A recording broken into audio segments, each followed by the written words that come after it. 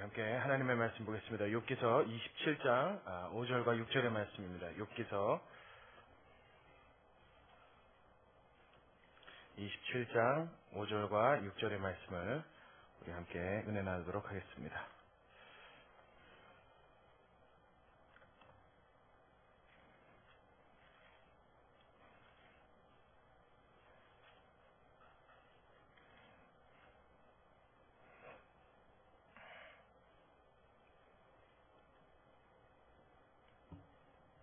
구약성경 786면에 욥기서 27장 5절과 6절의 말씀입니다.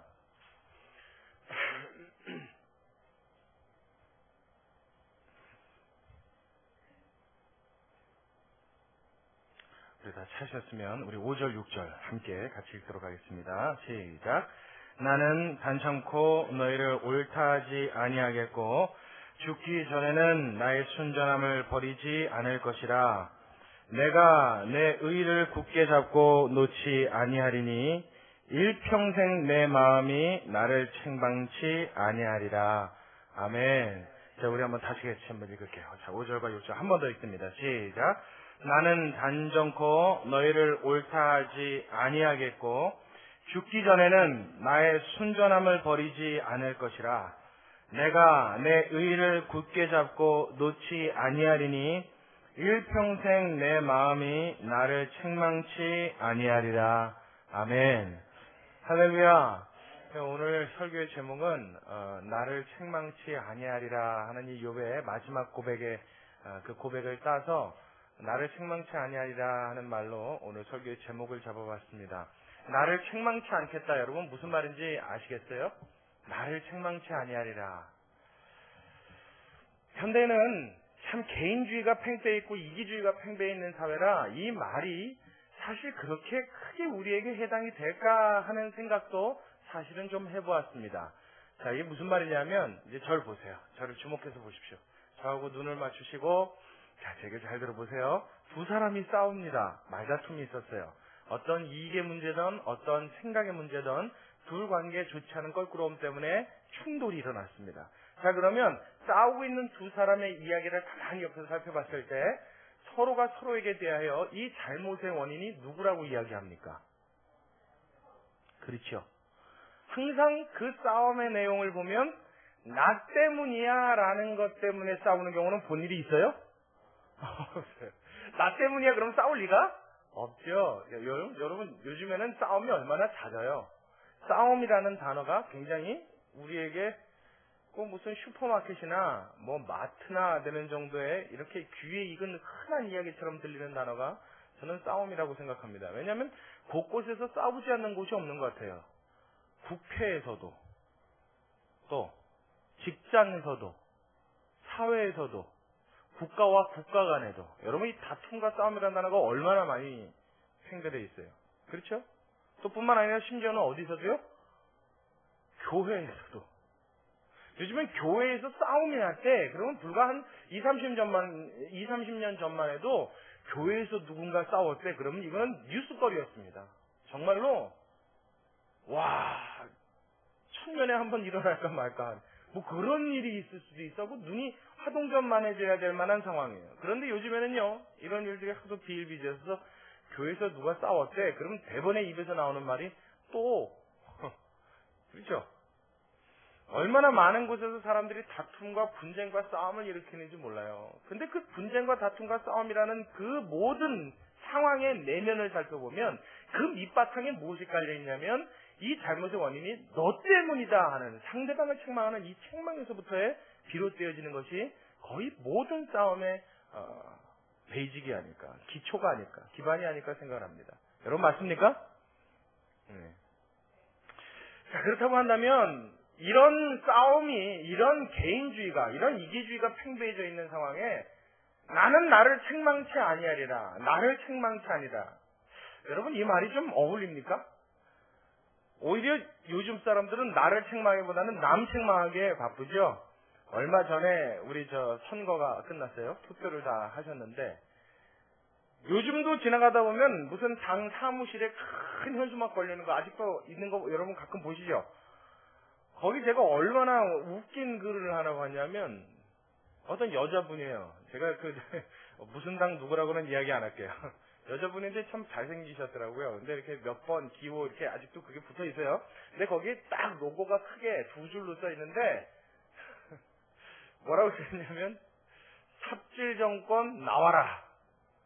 제대로 한 판 붙어보자. 이렇게 써 있어요. 제가 그거 운전하고 가다 보면서 웃기고 앉았네 그러고 갔어요.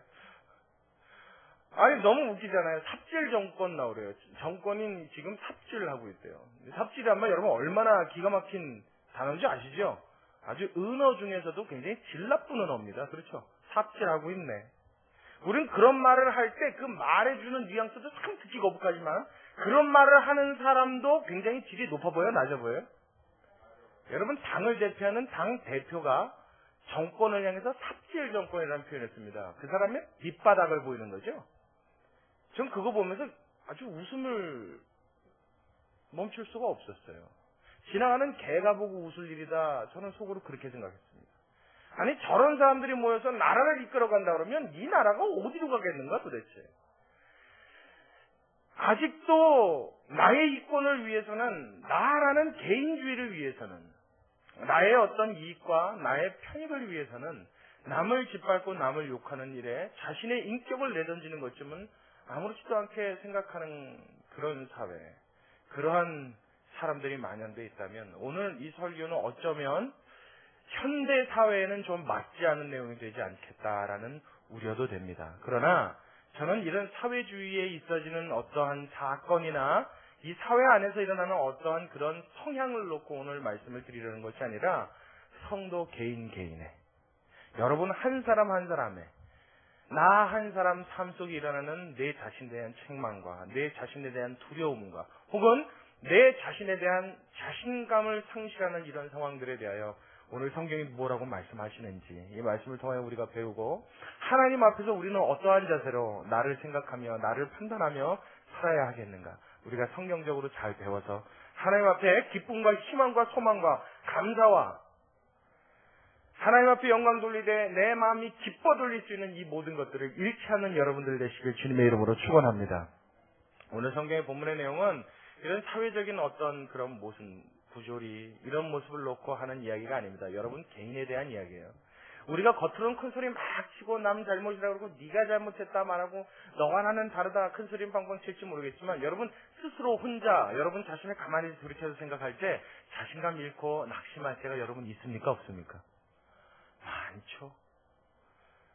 오히려 여러분 목회자들은요 여러분 그럴 때가 더 많을 것 같아요? 적을 것 같아요? 여러분들이 얼른 생각에 글쎄요 저는 목회자가 아니라 모르겠네요. 그냥 얼른 생각에 목회자들은 안 그럴 것 같죠? 항상 당당해 보이죠? 어딜 가든지 강대상에 서서 하나님 말씀 보겠습니다. 축원합니다. 막 이러면요. 저도 어릴 적에는 그 목회자가 굉장히 멋있어 보이고 강해 보이고 흐트러짐 없어 보이고 존경과 선망의 대상이었어요. 그러나 막상 제가 목회자가 된 이후에 다른 목회자들과 속을 알고 나서 함께 되고 난 이후에 목회자들이 앓고 있는 그 가슴에 큰 병들이 있다는 것을 알게 됐습니다. 많은 아픔이 있다는 것을 알게 됐어요. 원래 목회자들이 이런 설교 여러분 잘 안 하죠? 목사님들은 자기 약하다는 얘기 잘 안 합니다. 근데 여러분 저는 성경에서 말한 내용이 만일 그것과 맞다고 생각한다면 저는 솔직히 이야기하는 것이 옳다고 생각해요. 여러분들은 목회자들을 생각하면 굉장히 자신감 넘쳐 보일지 모르겠지만 사실은 목회자들이 제일 힘들고 제일 괴로울 때가 언제인 줄 아십니까? 예배 끝나고 난 직후예요. 무슨 말인지 여러분 아직까지 잘 이해가 안 되시는 분들이 있을 거예요. 그 예배에 하나님이 역사를 더 강하게 하시고 은혜를 더 많이 쏟아부어 주시면 주실수록 목회자들은 참 많은 어려움과 고통을 겪을 때가 있습니다. 늘 그런 건 아니지만. 자, 제가 조금 더 구체적으로 설명을 드릴게요. 제가 오늘 지금 말씀드린 얘기를 여러분들이 잘 드셔야 돼요. 그래서 오늘 설교에 이게 들어가는 문이 됩니다. 이 말을 잘 이해하면 오늘 설교 내용의 말씀이 무슨 이야기를 하려는구나 여러분도 얼른 감이 오실 거예요. 자, 왜 예배가 끝나고 난 다음에 목회자가 힘들 때가 있느냐? 목회자들을 왜 은혜가 충만한 예배를 인도하고 나면 더 마음이 많이 괴로워질 때가 있느냐? 왜냐하면 여러분 그 은혜 가운데 그 은혜를 받을 자격이 없는 자라는 것을 누구보다도 정확하게 하는 것이 바로 목회자 자신이기 때문입니다. 나는 죄인인데, 나는 부족한데, 나는 하나님 앞에 부끄러워서 고개도 제대로 들지 못하는데 이상하게 그날따라 하나님이 역사하신단 말이에요. 설교를 했는데 나는 별말 안 했는데 그 말에 왜 그렇게 하나님이 권세를 실어주시고 힘을 실어주시는지 사람들의 심령이 막 깨지고 녹아지는 게 보일 때가 있단 말이에요. 할렐루야. 여러분 이건 참 우리가 지향해야 할 만한 좋은 일입니다. 할렐루야. 언제나 우리 마음속에 그리고 꿈꿔야 할 일인 줄로 믿습니다. 근데 간혹 그런 예배를 드리고 났을 때 하나님 앞에 내 자신은 오히려 부끄러워지고 두려워지고 죄송스러워지고 민망하여 고개를 들 수 없는 상황이 있을 때가 많이 있더라는 이야기예요. 성도들은 그런 경우가 어떨 때 찾아오는지 잘 모르겠습니다만은 목회자들은 늘 하는 일이 강대상에서 하나님의 말씀을 전하는 거룩한 일을 담당한 사람들인데 이게 주 일입니다. 주 업입니다. 그러다 보니 하나님의 성령은 역사해 주셔야겠는데 늘 목회자의 삶이 그렇게 순결함과 거룩함을 하나님 앞에 이끌어냅니까?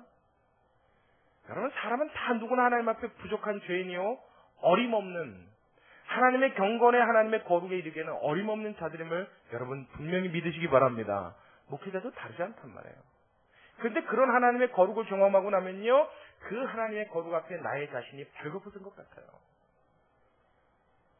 그 두려운 마음을 여러분 경험해보지 않은 사람 모릅니다. 근데 저는요 저만 그런 줄 알았어요. 지금 목회자들이 이구동성으로 이야기를 해요.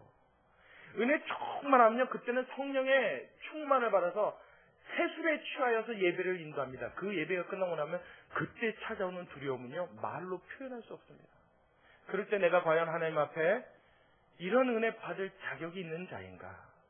하나님이 이렇게 부족하고 부정한 나의 일수를 통해서 이런 역사를 일으키신 것이 합당한가? 이런 나 자신에 대한 회의감이 찾아올 때가 종종 있습니다. 여러분도 살다 보면 여러분 삶 속에 굉장히 어려움과 힘듦과 고통이 찾아올 때가 있을 것입니다.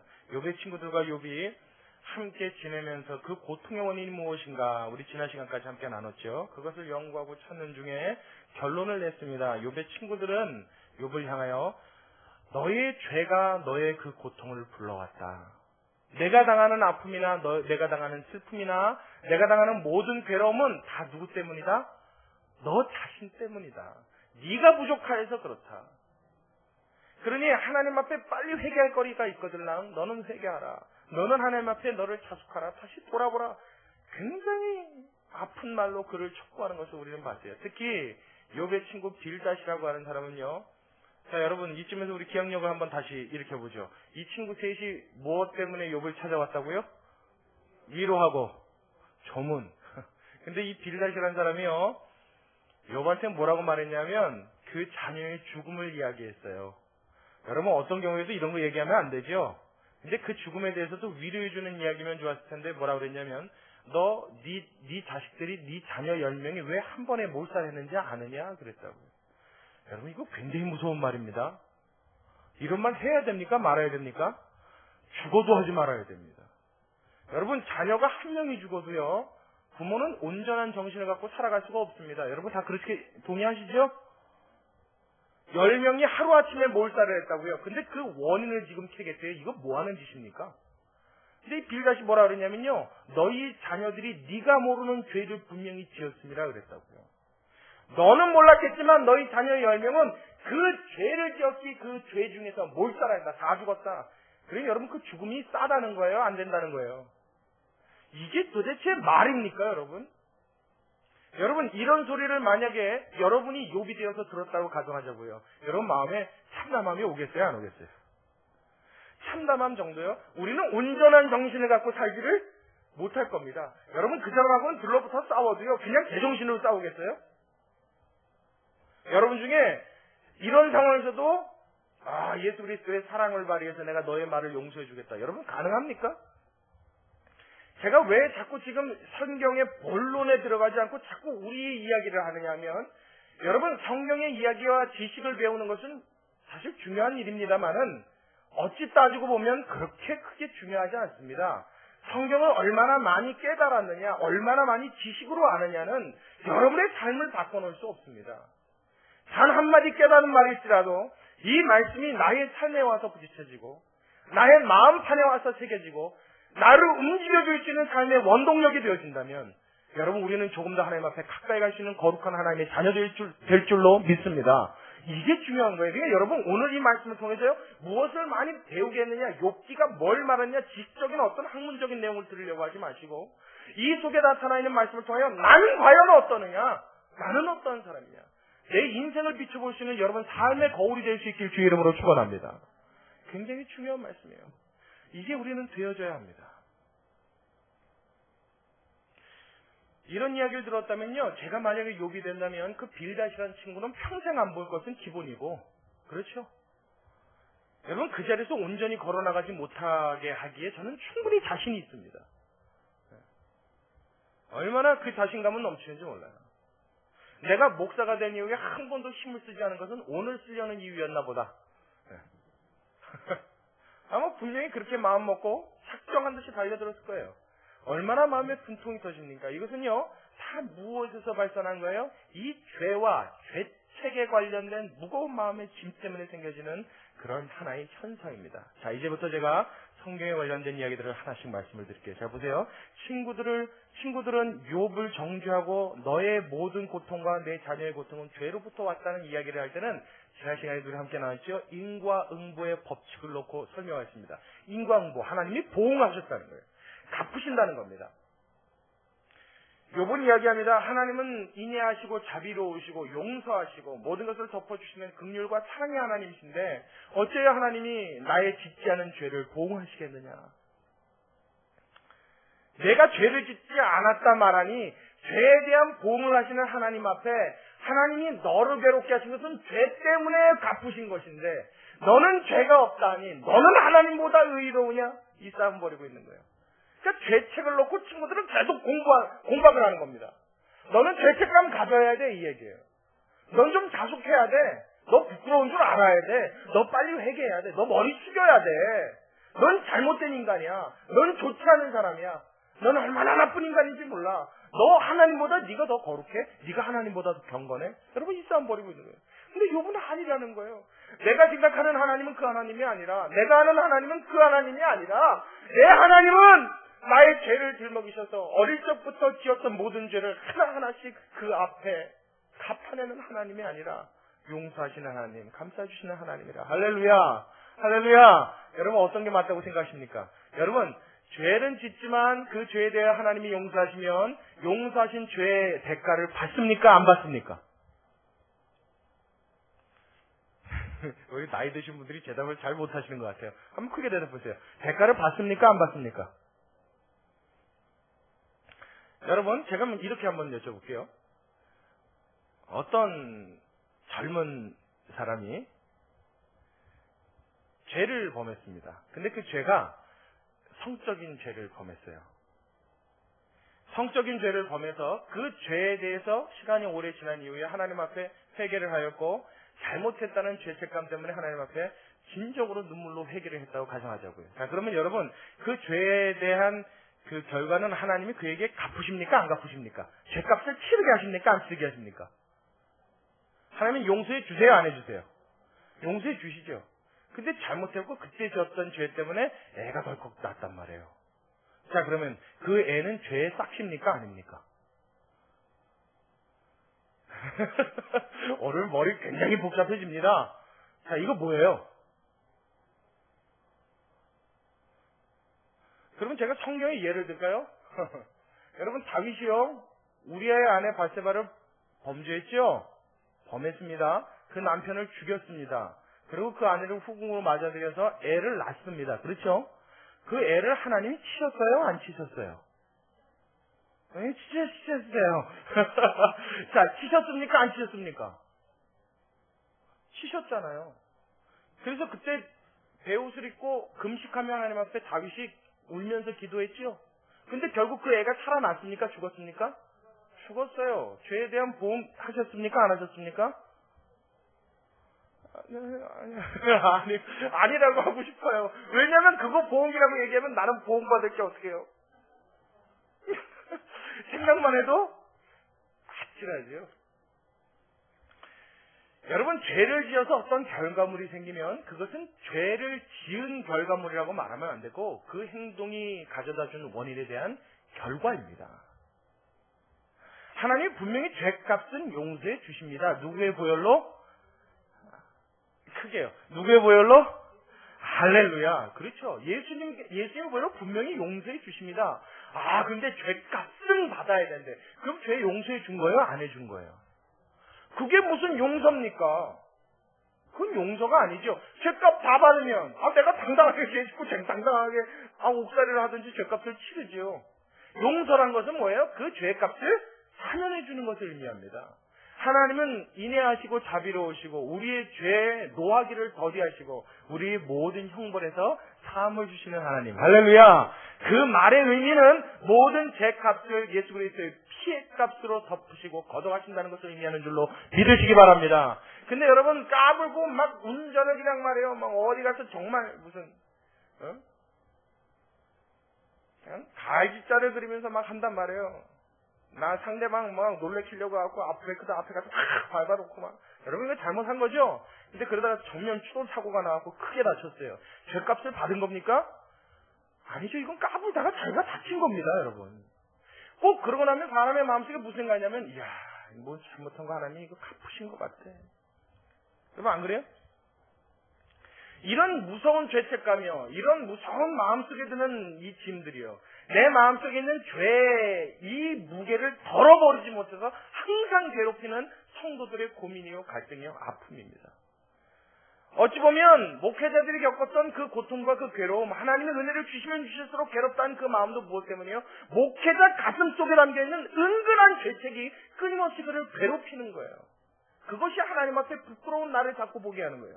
자꾸 하나님 앞에 나 자신을 자신 없는 사람으로, 나 자신을 자격 없는 자로, 나 자신을 하나님 앞에 의롭지 못한 죄인으로 전락시켜서 그것이 무겁게 그 마음을 누르기 때문에 이런 현상이 일어난다고 저는 생각을 합니다. 자, 여러분, 그럴 때가 있습니까? 없습니까? 많이 있죠. 많이 있죠. 오늘 이 말씀에 여러분 그 마음이 해방을 받을 수 있는 하나님의 축복의 길이 열리길 주의 이름으로 축원합니다. 할렐루야. 그리스도인들은요, 기쁨과 감사함으로 하나님 앞에 노래 부를 자격이 있는 자들입니다. 그리스도인들은 하나님 앞에 기쁨으로 하늘 끝까지 닿도록 팔쭉 뛰어서 하나님 앞에 그 기쁨을 표현하기에 마땅한 충분한 복을 받은 자들인 줄로 믿으시기 바랍니다.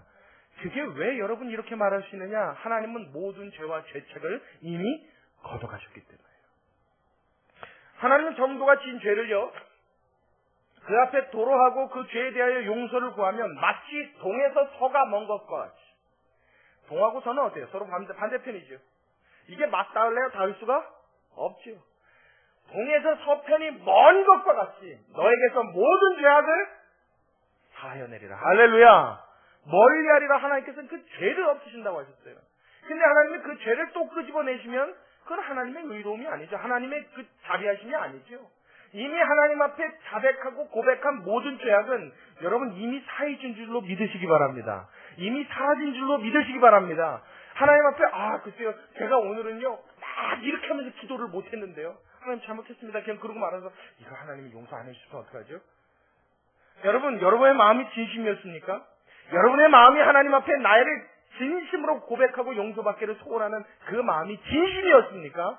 하나님은 이미 그 마음을 받으신 줄로 믿으시기 바랍니다. 그러고 싶어서 자기 아들을 십자가에 못 박으신 하나님이란 말이에요. 여러분, 우리의 죄 용서는요, 나의 노력이나 정한순을 떠놓고 비는, 지문이 닳도록 비는 정성에 있는 것이 아니라 나를 사랑하신 하나님의 정성에 근거하는 줄로 믿으시기 바랍니다. 나를 용서받을 때 내가 하나님 앞에 열심을 내서 용서를 받는다라고 생각한다면 여러분, 그건 그거보다 큰 오해는 없단 말이에요. 하나님의 거룩함이 만약에 우리를 놓고 너는 아니야라고 얘기하셨다면 어떠한 정성을 그 앞에 보여도 그 하나님의 마음을 감동시킬 인간은 이 세상에 없는 줄로 믿으시기 바랍니다. 오직 하나님은 어디에만 감동되세요? 나를 사랑하셔서 자기 몸 버리셔서 십자가에 매달려 죽으신 아들의 피, 그리스도 예수, 그 보혈에 하나님의 마음이 움직이시는 줄로 믿으시기 바랍니다. 그거 하고 싶어서 예수님이 십자가에 죽으신 거예요. 하나님이 그거 해주시려고 자기 아들을 십자가에 못 박으신 거예요. 그러니 여러분, 하나님 앞에 나와서 진심으로 토하십시오. 여러분의 마음을 진심으로 진정으로 이야기하십시오. 저는 미쁘시고 의로우셔서 모든 불의와 죄악에서 저와 여러분을 건지실 줄로 믿습니다. 건지셨으면 더 이상 그 죄는요 기억지 않는다. 아마 하나님이 그걸 기억하고 하나님 앞에 죄책을 갖고 있으면 물으실 거예요. 나는 너의 회개 기도가 그 기도를 통하여 내 아들 예수의 피로 너의 죄를 씻은 것이 만족스러운데 너는 도대체 누구길래 아직도 내가 만족스럽지 아니하냐. 내가 만족하는 너를 내가 만족하지 못하니 너는 나보다 의로우냐. 하나님은 물으실 줄로 믿습니다. 욥기서에서 욥기 친구들에게 하나님이 물으신 질문이 바로 이 질문이었었어요. 너희들이 하나님이 나보다 더 의롭냐? 내가 의롭다는 욥을 너희는 정죄하니 너희가 나보다 더 의롭냐? 이거 질문하신 거예요. 자, 오늘 본문으로 다시 한번 돌아옵니다. 자, 15절 우리 먼저 한번 읽겠습니다. 15절 한 목소리 같이 읽습니다. 시작.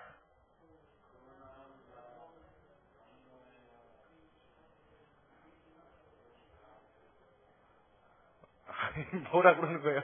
다시 15절 한 목소리 같이 시작.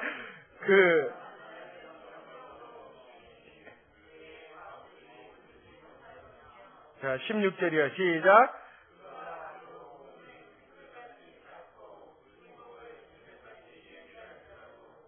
그 예비한 것을 의인이 입을 것이요 그 은은 무죄한 자가 나눌 것이며 그 지은 집은 조음의 집 같고 상직군의 초막 같을 것이며 부자로 누우나 그 조상에게로 돌아가지 못할 것이요 눈을 뜬즉 없어졌으리라. 두려움의 물같이 그를 따라 미칠 것이요 폭풍이 밤에 그를 빼앗을 것이며 동풍이 그를 날려보내며 그 처소에서 몰아내리라. 하나님이 그를 아끼지 아니하시고 쏘시나니 그가 그 손에서 피하려 하여도 못할 것이라. 사람들이 박장하며 비소하고 그 처소에서 몰아내리라. 하나님 앞에 죄인이 받을 수밖에 없는 처참한 모습을 욥은 이야기합니다. 이러한 사람들이 이 세상 사람이라고 한다면, 죄짓고 하나님 앞에 정죄받을 만한 사람들이라고 한다면 나는 하나님 앞에 그렇지 않다라고 의로움을 이야기하는 거예요. 오늘 본문에 뭐라고 그랬어요? 자, 5절에 나는 단정코 너희를 옳다 하지 아니하겠고 죽기 전에는 나의 순전함을 버리지 어떻게 해요?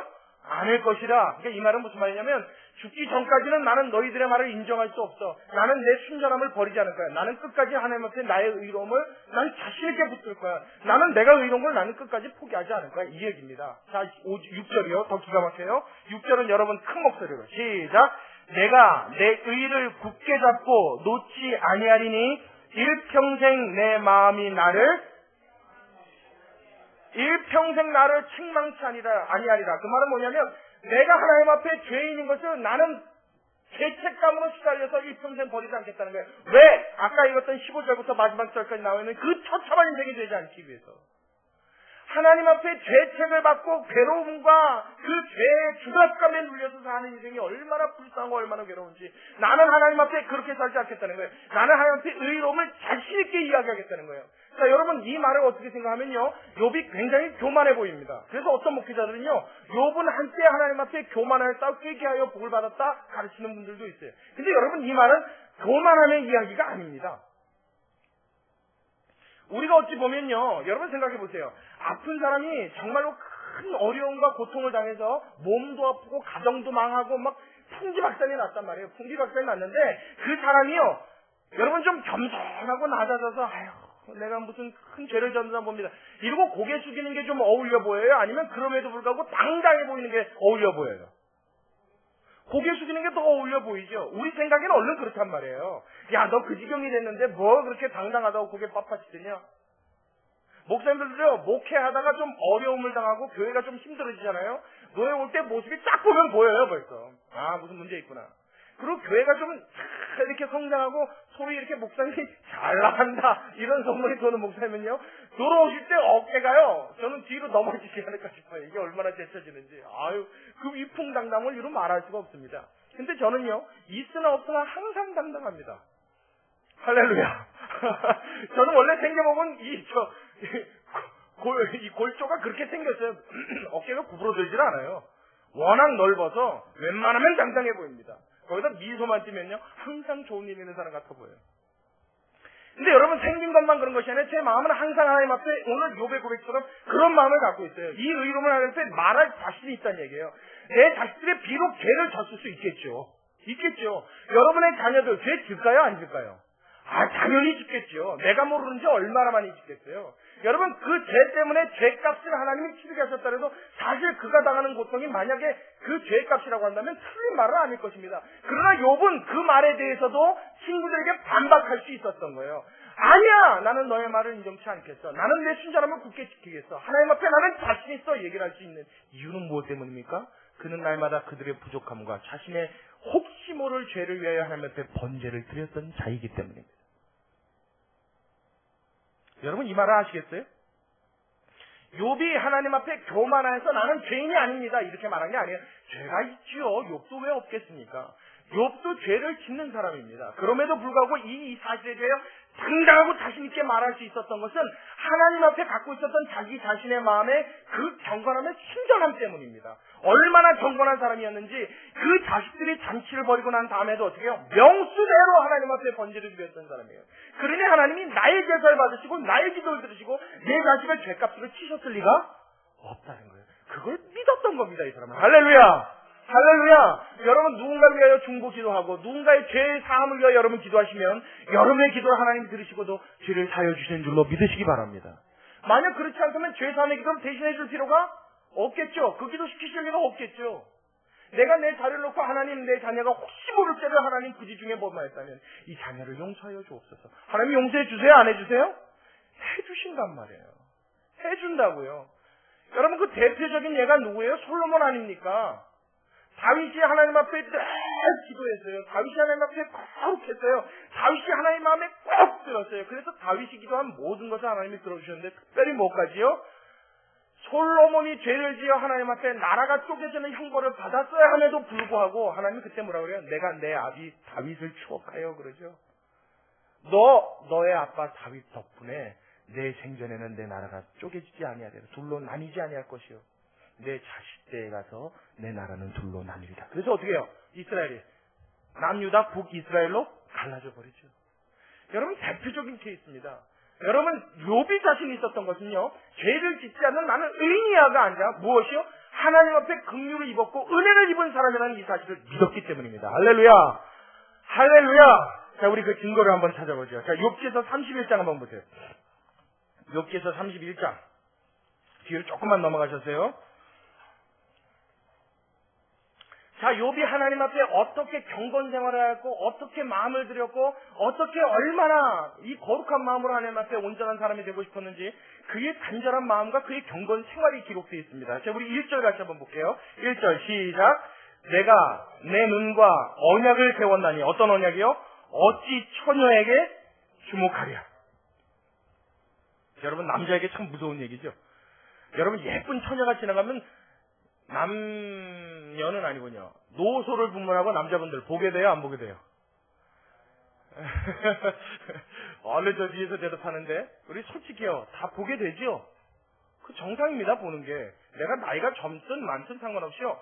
아름다운 사람이 지나가면 눈길이 끌립니다. 근데 욥은 그걸 안 했다는 거예요. 왜냐하면 내 눈과 언약을 세우는데 이 언약을 세우다는 말의 의미는 무엇이냐면 하나님 앞에 나의 성결을 위하여 내 스스로가 어떤 굴레와 족쇄를 채웠다는 의미입니다. 그러니까 내가 혹시 모를 마음으로의 범죄를 위해서 그것을 짓지 않기 위해서라도 어떻게 했다고요? 처녀에게 눈길을 주는 것도 금하였다는 거예요. 굉장한 사람이죠? 대단한 사람입니다. 여러분, 우리는 참 흉내내기 어려운 경건한 사람입니다. 밑으로 조금 더 내려오세요. 자, 5절이요. 함께 읽습니다. 시작. 언제 나의 행위가 허탄하였으며 내 발이 배울에 빨랐던가. 그러니까 쓸데없는 짓, 허탄한 짓, 죄악에 관련된 짓, 그런 일이 있는 그런 장소에는 내가 간 적도 없다는 거예요. 내가 그런 일을 행하려고 마음 먹어본 적이 없다는 겁니다. 자, 또요. 자, 7절에 한 번 더 시작. 언제 내 걸음이 길에서 떠났던가, 내 마음이 내 눈을 따라갔던가, 내 손에 더러운 것이 묻었던가. 여러분, 이런 사람 우리 중에 있습니까? 아마 한 명도 없을 줄로 전 알아요. 이렇게까지 경건할 수는 없죠. 뿐만 아니에요. 여기서 끝이 아닙니다. 밑으로 더 내려오십시오. 자, 18절이요. 18절 시작. 실상은 내가 젊었을 때부터 고아를 기르기를 그의 아비처럼 하였으며 내가 모태에서 나온 후로 과부를 인도하였었노라. 내 어릴 적부터 고아와 과부를 돌봤어요. 젊을 때부터. 여러분, 이 구제와 이런 경건의 삶을요, 이런 사람을 따라갈 수가 없습니다. 근데 이 욥은 이 일을 왜 다 했던 거예요? 하나님 앞에 인정받고 싶었던 거예요. 할렐루야! 얼마나 멋있는 사람입니까? 우리 마지막으로 한 절만 더 읽죠. 24절. 여러분 크게요. 여러분만 읽습니다. 시작!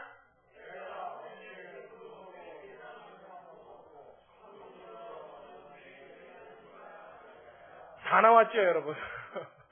육체적인 범죄, 성적인 범죄, 그렇죠? 그 다음에 구제에 관한 문제, 나의 거룩과 성결에 관한 문제 뿐만 아니라 뭐예요? 물질적인 문제까지. 이 사람은요, 통달한 사람입니다. 무엇을 위하여? 하나님 앞에 아름다운 자가 되기 위하여. 하나님 앞에 인정받는 사람이 되고 싶어서 온 힘과 열심을 다해서 살았던 사람, 그가 누구라고요? 욥. 그러니까 하나님 앞에 욥은 자신이 있었던 거예요. 나의 의로움과 나의 노력으로 내가 하나님 앞에 의롭다 인정받을 수 있다가 아니라 내가 이렇게 하나님 앞에 한 것은 무엇 때문이에요? 지극히 그 마음속에 일어나는 하나님에 대한 사랑 때문에. 할렐루야! 하나님이 이것을 아실 것이라는 믿음이 있었던 사람입니다. 그래서 어떻게 해요? 나는 죽을 때까지 내 자신을 뭐하지 않겠다고요? 실망치 않겠다고요? 죄책감 갖지 않겠다는 거예요. 하나님 앞에서 당당하겠다는 거예요. 세상을 향해서 자신감 있는 모습을 잃지 않겠다는 거예요. 할렐루야! 이러한 축복이 저와 여러분에게도 있게 되길 주의 이름으로 축원합니다. 근데 아멘을 하였지만 쉽게 될까요? 될까요? 내가 이렇게 살아야 될 거 아니에요? 그렇죠? 내가 이렇게 경건해야 이런 자신감 생길 거 아닙니까? 맞아요? 틀려요? 자, 맞다고 생각하시면 크게 아멘 하십시오. 우리 전사님 제가 부은 거예요, 일부러. 아멘 안 하실 줄 알았어요. 다시 한번요. 내가 좀 경건해야 이런 자신감 갖지요. 맞다고 생각하시면 아멘 하십시오. 줄 어디라서 전사님 안 했으니까 여러분들도 안 하는 거예요? 참, 여러분 재밌어요. 말씀을 잘 생각해 보면요. 그러니까 목사는 참 어떻게 보면 굉장히 무서운 게 여러분들 설교할 때 말씀을 잘 가르쳐야 됩니다. 성경 말씀은요. 어떻게 잘 걸면 코걸이가 됩니다. 근데 어떻게 또 잘 걸면요. 귀걸이도 돼요. 어떻게 잘 걸면요. 발찌도 되고요. 어떻게 잘 걸면 팔찌도 됩니다. 여기다 걸면 여기 맞고요. 저기다 걸면 저기다 맞는 것 같아요. 막 힘줘서 얘기하니까 여러분들 맞죠. 아멘 막 그런단 말이에요. 그럼 여러분 경건하게 사십시오. 그럼 오늘 설교 더 이상 할 게 없는 거예요. 오늘 설교는요, 여러분들에게 숙제와 짐만 잔뜩 묻혀준 거예요. 경건하게 안 살면 난 이런 자식은 가질 수 없다. 근데 여러분 그렇게 경건하게 살 수 있어요, 없어요? 자, 있어요, 없어요? 남자분들, 아름다운 여자분들 지나갈 때 쳐다보지 않고 내가 하나님 앞에 내 이 눈깔도 지키리라. 자신 있습니까? 아멘! 그렇죠. 근데 분명한 건 잘 안 된다는 게 문제죠. 욥처럼 100% 해낼 수 있느냐? 없다는 얘기죠. 금에 대하여, 돈에 대하여, 물질에 대하여, 명예에 대하여, 권력에 대하여, 세상 모든 것에 대하여 하나님만 생각하고 그 기준에 모든 것을 버릴 수 있는 자, 여러분 우리 중에 쉽지 않다는 얘기입니다. 이렇게 놓고 따지고 보면 이 말씀은 우리의 마음에 짐밖에 안 됩니다. 괴로움과 고통밖에 안 돼요. 그런데 여러분 중요한 것은요, 우리가 이 말씀을 읽을 때 절대 간과하고 놓치지 말아야 될 성경의 말씀이 한 구절이 더 있습니다. 우리 신약으로 한번 넘어가 볼게요. 로마서로 빨리 넘어가십시오. 로마서 우리 4장 25절.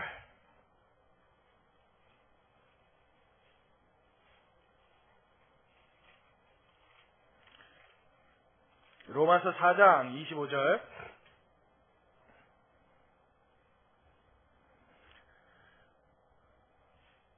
(244면) 신약성경 244면 로마서 4장 25절. 자, 우리 로마서 강의도 한번 했잖아요. 자, 사도행전 뒤에 있는 거요. 자, 로마서 4장 25절의 말씀. 자, 우리 크게 한 목소리를 같이 읽습니다. 시작! 예수는 우리 범죄함을 위하여 내어줌이 되고 또한 우리를 의롭다 하심을 위하여 살아나셨느니라. 할렐루야. 자, 다시요. 예수는 우리 범죄함을 위하여 무엇이 되고요? 내어줌이 되고 또한 우리 의롭다 하심을 위하여 무엇 하셨느니라? 살아나셨느니라. 할렐루야.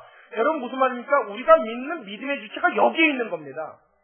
욥이 하나님 앞에 자신의 그 노력과 자신의 그 마음이 하나님을 신뢰하고 사랑하는 그 중심에서 비롯됐기에 자신감을 가졌다면, 그것이 하나님이 나를 의롭다 인정해 주실 거라는 믿음을 갖고 있었다면, 여러분 우리의 경건과 우리의 의로움의 근거는 예수 그리스도의 희생에 있는 줄로 믿으시기 바랍니다. 우리는 욥처럼 경건할 수가 없어요. 쉽게 얘기하면요, 거꾸로 뒤집어서 털었는데 먼지가 안 나올 재간이 없다는 얘기예요. 아무리 경건을 노력하려고 해도 내 모습이대로 하나님 앞에 자신감을 갖고 살아갈 만한 인간은 이 땅에 존재하지가 않는다는 거예요. 그럼에도 불구하고 우리는 욕과 같이 하나님 앞에 자신감을 가질 근거가 있습니다. 어디에요? 예수 그리스도께서 주신 그 사랑과 희생에 여러분 우리가 가질 수 있는 자신감이 있는 줄로 믿으시기 바랍니다. 우리는 그 의의를 어떻게 해요? 덧입은 자입니다. 그러니까 자격이 없는데도 하나님이 그 은혜를 주신 거예요. 부족한 목사가 하나님의 말씀을 증거하는데 은혜가 나타나고 하나님의 성령의 역사가 있는 것은 그 목사의 거룩함 때문이 아니라 그에게 하나님이 입히우신 그리스도의 의로움 때문인 줄로 믿으시기 바랍니다. 여러분이 하나님 앞에 예배를 드리는데 은혜를 받을 수 있는 것은 내가 하나님 앞에 오늘 기도를 2시간 이상 하였더니 하나님이 특별히 나를 사랑했나봐가 아니라 부족하고 하나님 앞에 은혜 받아 자격 없는 우리들임에도 불구하고 하나님이 그 은혜로 우리에게 입히셨기에 여러분 한 사람 한 사람을 예수 그리스도의 은혜로 포장하셨기에 하나님의 눈에 보이는 것은 부족하고 부정한 여러분의 모습이 아니라 그 속에서 빛나고 있는 예수 그리스도의 의로움인 줄로 믿으시기 바랍니다. 그래서 하나님이 나를 어떻게 인정하시는 거예요. 그래서 나를 축복하시는 거예요. 그래서 나를 사랑하시는 거예요. 누구 때문에요? 예수님 때문에요. 예수님이 당신의 의로움을 나한테 입히셨다니까요. 그 의로움으로 온 입히셨기 때문에. 할렐루야. 로마서 8장 1절에 말합니다. 뭐라고 이야기합니까? 그런즉 누가 우리를 정죄하리요. 로마서 8장 여러분 한번 찾아보세요. 자, 뒤를 조금 넘어가요. 로마서 찾은 김에 우리 같이 한번 읽죠. 로마서 8장. 그러므로 이제 그리스도 예수 안에 있는 자에게는 결코 정죄함이 없나니 이는 그리스도 예수 안에 있는 무엇이요? 생명의 성령의 법이 그 다음에 무엇이요? 죄와 사망의 법에서 누구를? 너를 해방하였습니다. 할렐루야. 할렐루야. 여러분 완전히 해방된 자인 줄로 믿으시기 바랍니다. 우리의 자신감은 여기에 있는 거예요.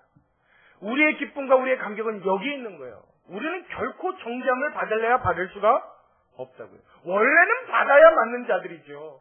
지금도 받아야 될 모습으로 살죠. 그러나 누구의 의의가 나에게 입혀졌어요? 예수님의 의로우며. 자, 여러분 이렇게 말씀드릴게요. 누군가 나에게 선물을 줬는데요. 빈 상자를 줬어요. 가치 있습니까? 없습니까? 가치가 있어요? 없어요? 없죠. 빈 상자 받고 기뻐하실 분 있으면 빨리 손 드십시오. 제가 하나씩 다 드릴게요. 빈 상자 여러분 값어치가 있어요? 없어요? 값어치 없는 물건 우리가 꼭 그런 사람들이라고요. 하나님 앞에. 근데 그 하나님 앞에 빈 상자를 내놓는데 어떻게 내놨냐면 여러분 선물을 여러분들한테 주는데 그 빈 상자를 주면서 순금 24K로 만든 포장지를 써서 싹 쌌어요. 그래서 빈 상자 값은 500원인데 포장지 값이 30만 원 나온대요. 자, 값어치 있어요? 없어요?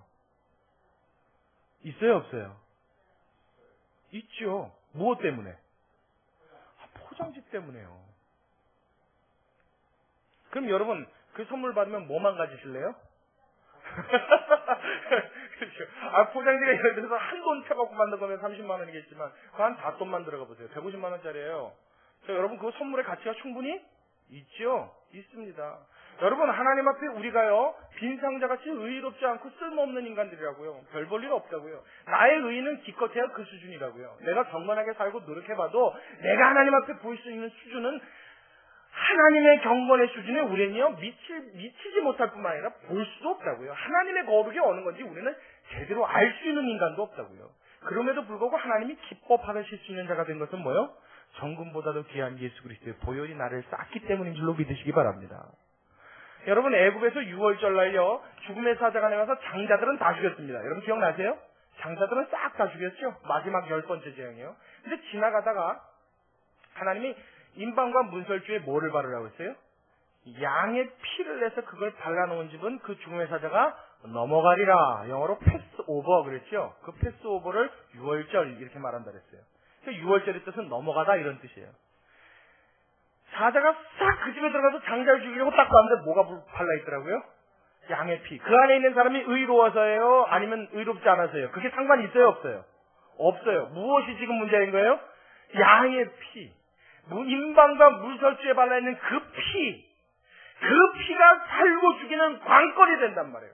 하나님 앞에 살림을 받을 수 있는 인간이냐 아니냐, 가치가 있느냐 없느냐, 그 사람의 능력과 그 사람의 어떤 절제성을 놓고 따지는 게 아니라 뭐만 봐요? 피, 무엇이요? 임방과 무설주에 발라있는 그리스도 예수의 피, 저와 여러분의 삶 속에 하나님이 입혀주신 그리스도의 의로움이 있는 자들은 하나님 앞에 자격 있는 자들로 살바꿈된 줄로 믿으시기 바랍니다. 여러분 일평생 그래서 그리스도인들은 자책하는 사람이 되지 않는 거예요.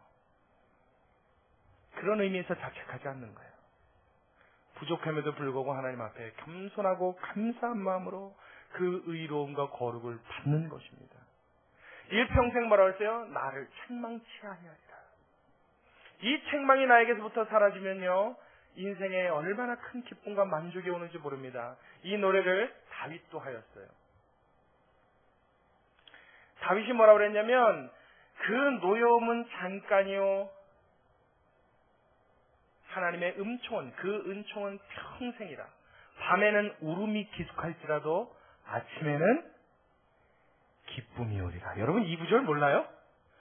야, 여러분 이렇게 좋은 구절을 모르고서 어떻게 신앙생활 하십니까? 이런 건요, 그리스도인들이라면 그냥 당연히 외우고서 이제 다다다다 묵상하면서 살아야 됩니다.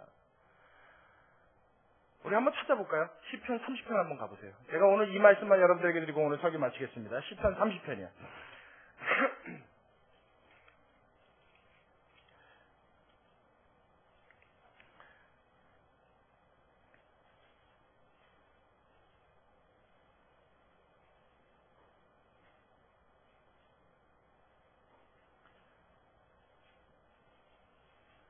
자, 시편 30편, 구약성경이에요. 821면에 시편 30편.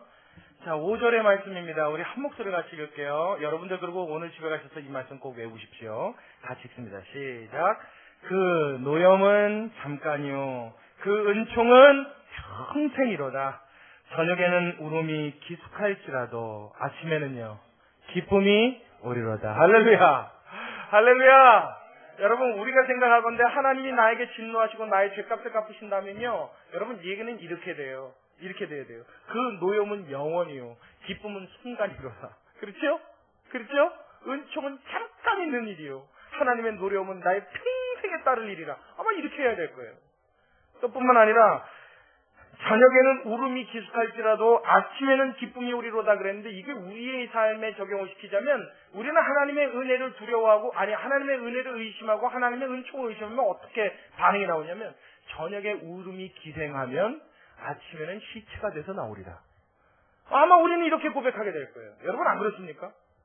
이야, 나한테 앞으로 또 얼마나 큰 일이 일어나려고 이런 일들이 생기나. 여러분 그런 두려운 마음 들 때 있어요, 없어요? 있지요? 뭔가 조그만 잘못만, 무슨 문제만 생겨도 어머 하나님이 날 뭐 치시나? 무슨 꿈만 꿔도 이거 하나님이 나한테 뭐라 하신 거 아닌가? 그래서 우리는 두 가지의 약점이 있습니다. 남의 말에 쉽게 흔들려요. 또 뿐만 아니라 내가 마음속에 드는 어떤 깨달음이라고 느껴지는 것에 크게 흔들려요. 어떤 문제가 팍 생겼어요. 예를 들어 곧 교통사고 나고 다리 하나 딱 부러졌어요. 병원에 딱 입원한 순간 갑자기 내가 예전에 발로 뭔가 잘못했던 어떤 일이 딱 떠올랐단 말이에요. 그럼 여기에 확 사로잡힌다고 해서, 아하, 하나님 내 오른발에 보응하셨구나.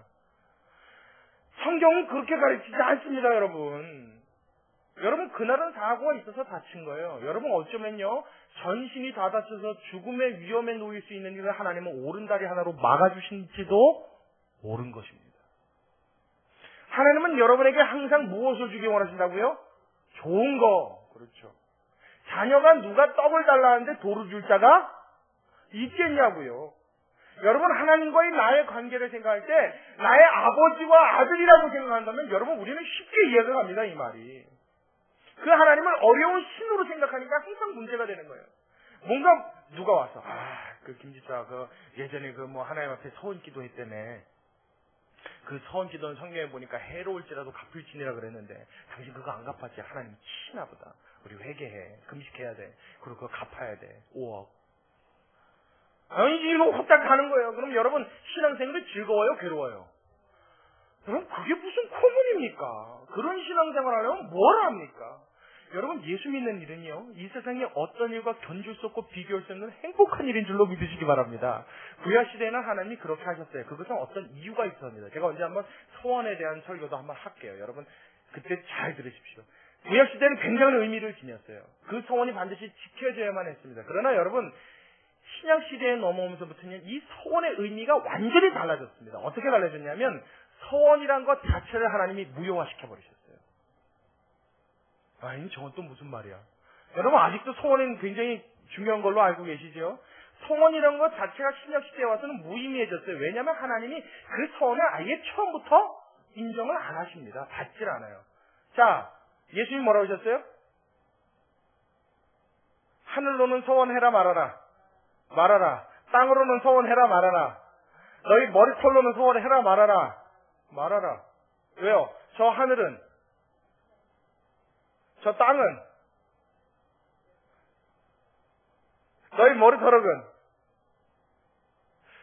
아유, 주여, 큰일 났습니다. 예수님 뭐요? 아예 소원이라는 거, 맹세라는 것 자체를 하나님이 어떻게 해요? 금하셨어요. 그러니까 하나님이 금하기를 아무리 우리가 한들 그게 효력이 있어요? 없어요? 없어요. 신약시대에 와서는요, 소원이란 것 자체가 무의미합니다. 하나님이 우리의 소원을 우습게 보시는 거예요. 하나님이 특별히 받으시는 일 외에는 하나님이 인간에게 소원시키시는 일이 없습니다. 그러니까 여러분 이 소원 때문에, 맹세 때문에, 하나님 앞에 작정이란 것 때문에요, 고통받고 힘들어하지 마십시오. 자, 여러분, 가령 예를 들어서 우리 교회 현대에 있는 일을 제가 예를 들을게요. 1,000번째 예물 소원하시는 분들 있죠? 그죠? 그거 보니까 되게 웃겨요. 제가 그 2,000번째 헌물을 전 몰랐어요, 옛날에. 근데 나중에 목사 되고 하니까 재정을 알고 나서 굉장히 웃겼어요. 하나님이 1,000번째 예물이에요. 그 번호를 매겨서 봉투를 내는데 예배 때마다 하나씩 내요. 그래서 1,000번을 채우는 거더라고요. 근데 보니까 1,000원씩 내요. 그럼 얼마예요? 100만 원이죠. 그 100만 원의 헌금을 1,000번에 나눠서 내는 거예요. 그래서 제가 그 헌물을 이렇게 보면서 이거를 100만 원 한 번에 헌금하는 거하고 1,000원에 1,000번을 나눠서 하는 거 무슨 차이가 있나? 그런 생각을 했어요. 여러분, 솔로몬의 1,000번째 예물은요, 하나님 앞에 자신이 드릴 수 있는 최대의 힘을 다 발휘한 게 1,000번째입니다. 원래 1,000번째는요, 1,000번의 횟수가 중요한 게 아니에요. 야, 솔로몬이 1,000번째 했으니까 다행이죠. 10만 번째 했으면 어떡할 뻔했어요? 여러분, 1,000번째는요, 하나님 앞에 1,000번째지 1,000번 번째가 아니에요. 하나님 앞에 소를 1,000번을 잡아서 제사를 드린 게 아니라 하나님 앞에 1,000마리로 제사를 드린 거예요. 그러니까 내가 할 수 있는 최선의 걸 한 번에 주님 앞에 다 보여드리는 행위입니다. 그러니까 힘에 버겁다 합니다. 사실 솔로몬이 무슨 힘에 버거웠겠어요? 왕인데. 왕이 하나님 앞에 1,000번째 드리는 게 뭐 어려운 일입니까? 아니죠, 그거는. 여러분, 하나님 앞에 제물을 드릴 때요, 종류가 있습니다. 소가 있고요. 그 다음에 양이 있고요. 그 다음에 뭐 염소도 있죠. 그 다음에요, 양하고 염소는 같다고 보고, 그 다음에요, 비둘기. 이거 왜 종류가 나눠져 있는지 아십니까? 그 사람의 경제적인 형편을 고려하신 거예요. 그러니까 돈이 많은 사람은 뭐로요? 소로요. 내가 예를 들어서 통장에 한 10억씩은 늘 기본적으로 갖고 있어요. 자, 그럼 뭘로 제사 드려야 돼요? 당연히 소로 드려야죠. 그 사람이 요즘 먹고 살기 힘들어요. 이번에 내가 투자했다가 망했잖아. 주식에서 한 5천 날렸네. 그래서 너무 힘들어요. 비둘기. 하나님 기뻐하실까요? 아니요. 소로 드려야죠, 이 사람은. 근데 여러분, 내가 중산층이에요. 그냥 그저 먹고 살아요. 그냥 조금 여유 있으면 낚시나 한번 갔다 올까, 뭐 이게 레저 활동 조금 할까, 그냥 평범해요. 제가 뭘로 드려요? 그럼 양이에요. 먹고 사는 게 빠지세요. 그럼 하나님 앞에 제사 드려야죠. 뭘로 드려요? 비둘기요. 이게 그 사람이 할 수 있는 최선입니다. 솔로몬에게는요, 1,000번째가 최선이었던 거예요. 1,000마리를 잡아 하나님 앞에 웅장하고 장엄하게 드릴 수 있었던 능력이 있었던 사람이에요. 그게 1,000번째입니다. 근데 하나님 앞에 100만 원 그럼 드리면 되지.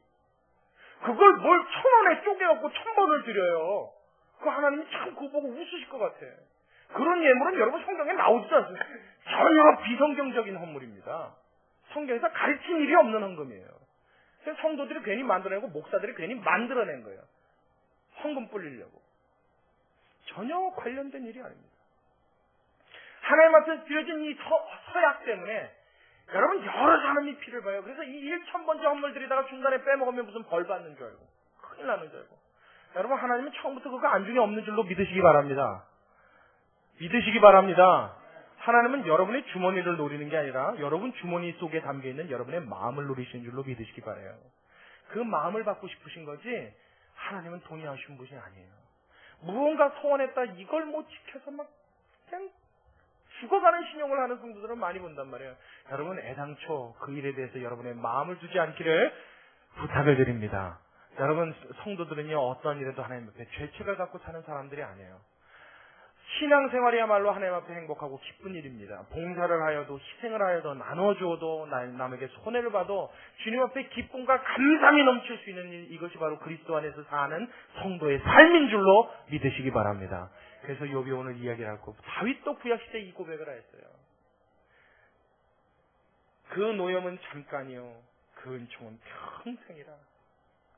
저녁에는 웃음이 기숙할지라도 아침에는 기쁨이 오리로다. 할렐루야. 여러분 이것을 꿈꾸고 살아갈 수 있는 기쁨의 성도 여러분 다 되시기를, 자유함의 성도 여러분 다 되시기를, 하나님 앞에 감사함으로 찬양할 수 있는 성도 여러분 되시기를 주님의 이름으로 축원합니다. 우리 같이 기도하겠습니다.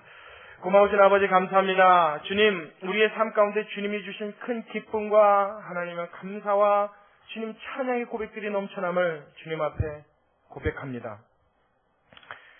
하나님이 나에게 주신 것은 너무나 자유함이요, 너무나 기쁨이요, 너무나 행복함인데 하나님 우리 이것을 오해하여서 마치 무엇을 하지 아니하면 경건에 위배된 것처럼, 무엇이 잘못되면 하나님이 나를 미워하시는 것처럼 은근한 두려움에 사로잡혀 나 자신을 책망하며 부족하고 연약하고 한심스러운 사람인 것처럼 자신감을 잃으며 살았던 적도 있습니다. 그 모든 나의 모습을 아시고서도 나를 부르신 주님인 것을 우리 빨리 깨달을 수 있도록 주님 축복하여 주옵소서. 하나님, 나를 사랑하시는 데는 나의 어떤 자격 조건이 아니요 나를 사랑하시는 하나님의 사랑이 이유였다는 것을 우리가 깨달아 그 하나님 앞에 감사와 기쁨으로 화답할 수 있는 우리 성도 여러분 다 될 수 있도록, 우리 모두가 될 수 있도록 주님 이 분위기 교회 사랑하는 성도를 축복하여 주옵시고 이 부족한 종을 축복하여 주옵소서. 죄책이 없는 성도들 되게 하여 주옵시고 그러나 방종하지 않게 하여 주옵시고 늘 언제나 항상 주님의 의로움과 하나님의 사랑에 감사하며 일평생 나 자신을 책망하는 그 죄책감에 시달리지 않는 축복이 있도록, 그래서 언제나 자유하고 기뻐하며 주님 앞에 영광 돌리고 감사할 수 있는 성도 모두가 될 수 있도록 우리를 축복하여 주시옵소서.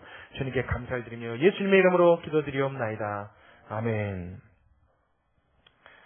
우리 찬송가 493장 우리 하나님께 찬양 드리겠습니다. 493장입니다.